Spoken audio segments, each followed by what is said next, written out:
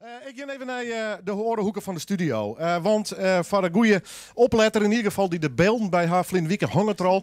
We hebben een prachtig mooie vintage boeren hingen. We hebben al heel lang een heel mooi boerd van hem, Teunis Spits, een mooi Noorderwienboerd. Daar ben we ontzettend blij met Teunis. En toen zei ik, Cindy, als het worst en als het leuk vindt, maar u zijn expositie wel eens even vullen. En dat has mij verder verdiend, dankjewel. Ja, letterlijk met verven, ja. Dankjewel, ja.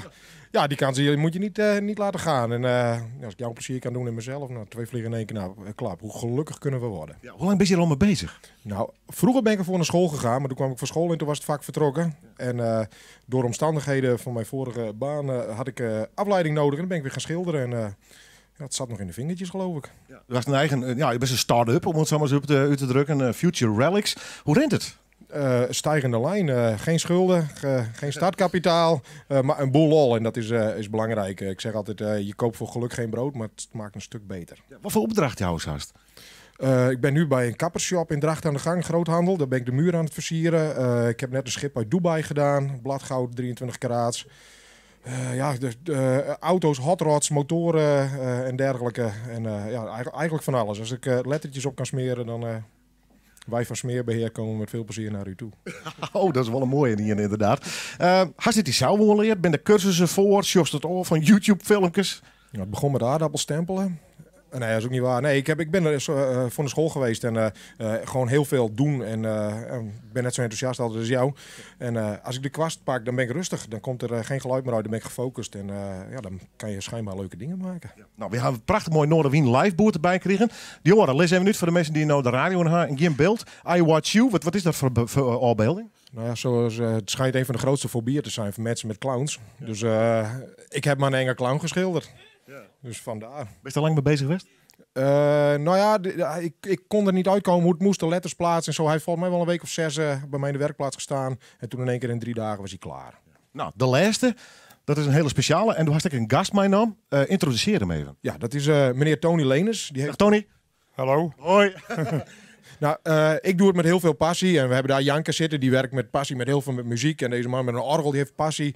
En Tony heb ik leren kennen als een heel gepassioneerd iemand op Indië-motoren. En die man heeft een museum in Lemmer.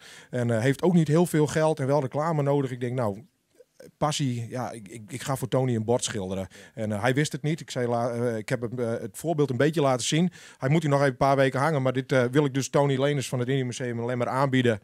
Kost hem niks, normaal duizenden euro's natuurlijk, want kunst is duur.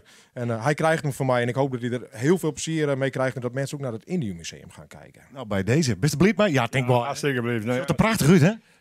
Zo'n idioot kom je natuurlijk ook niet elke dag tegen. Dus ik bedoel, maar ja, die langhaarigen, die wordt altijd van gezet en nooit werken. Maar die werken 2 keer zo hard als een kaal, nee, hè, dat wees. Deze kale Daar ging ik net op in. Ik heb wel sick, dat scheelde. Ja, wees.